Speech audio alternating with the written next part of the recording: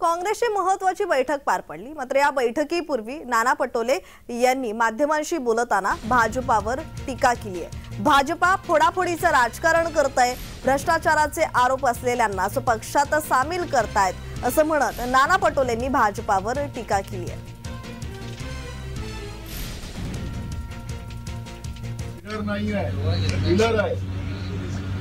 प्रधानमंत्री सांगतात की आदर्श में बड़ा घोटाला हो गया है, किसने किया? वो इनके अंदर राज्यसभा में। ये सांगायचं तात्पर्य असं आहे की हे राजकारण बंद करा। भाजपवाले जनतेच्या हिताच्या दृष्टिकोनाचे निर्णय घ्या। तुम्हाला दिलेली आहे संधी, 10 वर्ष आता तुमचे पूर्ण व्हायला लागले।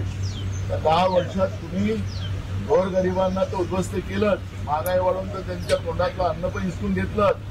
म्हणालो की आमची काळजी त्यांनी करायची नाही, त्या ट्रॅपमध्ये बसलेले आहेत। त्या पद्धतीचे मोठे आश्वासन देऊन या सर्वसामान्यांच्या जीवनातलं 2 टाइमचं अन्न आणि त्यांचं शिक्षण आणि त्यांचं आयुष्य बर्बाद करण्याचं काम त्या भाजपने केलं। त्यांनी त्याचं उत्तर जनतेला द्यावं।